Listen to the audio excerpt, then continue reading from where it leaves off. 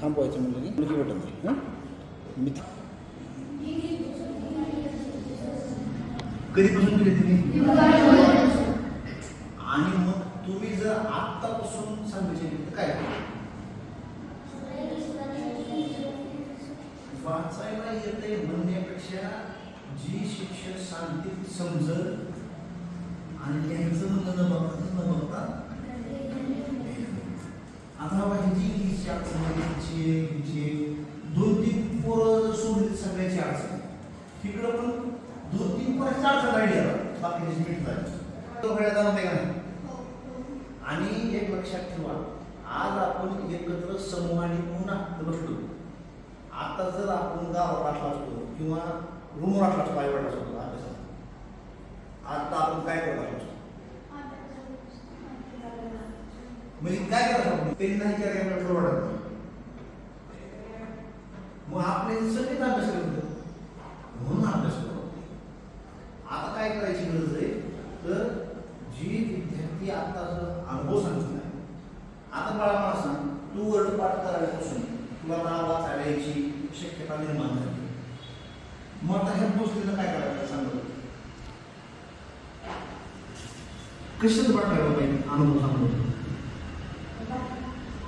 आधी लहान करायची परत आता समजा काल मी सायन्स चॅप्टर मधलं 4 वही सांगितलं आल्या नाही मग मी 2 महिन्यापूर्वी पॅटर्न सांगितलं काय सांगितलं आता कसं सांगितलं आपण 4 वळी लिहा त्या 4 वळी प्रत्येक वर्ड होऊन काढता येणार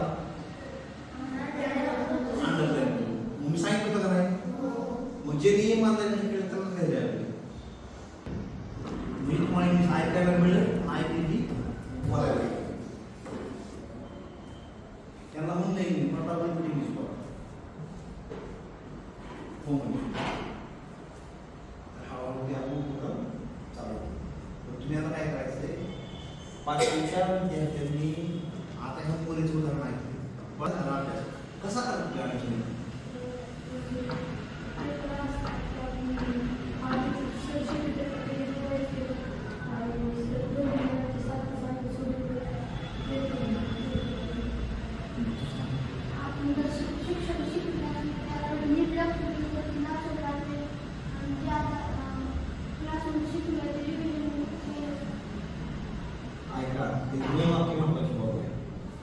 वर्गात शिकवत असताना लक्ष असणं गरजेचं एकटक बघणं गरजेचं आहे. सर मॅडम काय हुशार व्हायचं असेल तर शिक्षक शिकवत असताना 1 मिनिट पण आपल्या मित्राला जर बोलले पेनला हात न लावले वगैरे खेळत बसले वर्गाकडे सर काय म्हणते लक्ष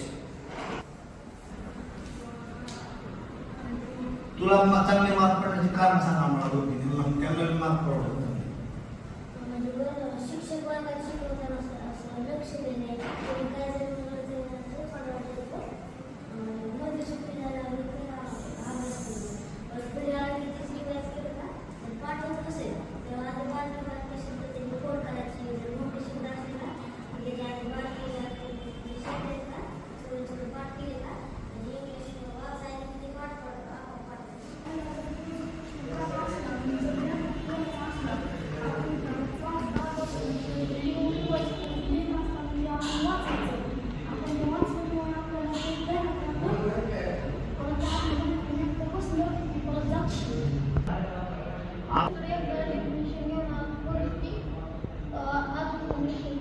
कशामुळे सांगितले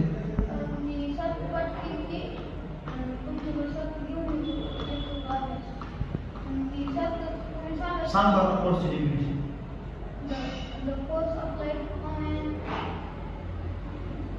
आपण आपली जी वही आहे रिव्हिजनची किंवा ज्या ज्या गोष्टी आपण पाठांतर केल्या ज्याचं काय पाठांतर केलं असतं आपण सायन्सच्या चॅप्टरच्या खालचे क्वेश्चन्स मॅथमॅटिक्सचे प्रॅक्टिस सेट मग 8 दिवसामध्ये जेवढे प्रॅक्टिस सेट झाले तर जेवढे सायन्सचे क्वेश्चन झाले किंवा पॉईंट्स शिकून झाले डेफिनेशन शिकून झाले त्या डेफिनेशन आपण वारंवार वाचणं लिहिणं म्हणणं न बघता आणि न बघता मी लिहिणं गरजेचं आहे आणि न बघता लिहित असताना कोणत्या वर्ड्सचं स्पेलिंग आपल्याला येत नाही लिहिता ते पण बनणं गरजेचं आहे.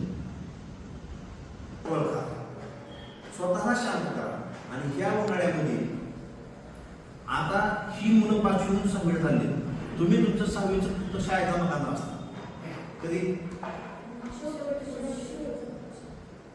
सांगितलं असं तर तुम्ही काय करा, आपल्या शाळेतल्या शिक्षकांना सगळ्यांना काय सांगा, एवढी जी आपली मुलं 1 2 3 4 एवढेच सेट आपल्याला जायला जमून सांगितल्यानंतर जे आहे ते ह्यांना बिल पडायचे. मला 7वीच्या मुलांची घेऊन येतो, तुम्ही 7वीच्या मुलांची घेऊन 7वी. मी प्रत्येकाच्या घरी येणार आहे. ज्याला कोणाला वाटते कुठं तुम्ही विचार परवा घ्यायला लोक आहे.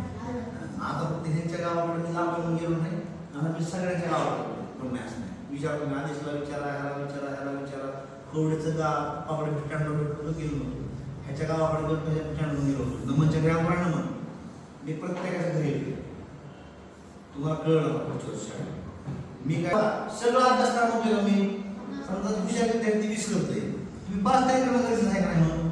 आता बघा हे आपला मोर आहे, तो याला होत नाही तरी प्रयत्न करतोय का नाही. काल तो बोलले त्याला येत नव्हतं, त्यांनी प्रयत्न करून आणून दाखल मला आणतो. हा बघा हे विष्णू सुरू करत नव्हतं, त्याने वाचून लिहून प्रयत्न करायला चालू केलं. नमन पण तसंच केलं, पिरुलं पण तसंच केलं, आदेश पण तसंच केलं. म्हणजे सगळ्या पोरांनी प्रयत्न करायला चालू केले. हा बघा ह्याला वाचायचं तुम्ही वाचायला चालू. ह्यांनी पाठवलं हे खरं बोलायला खरं बोलते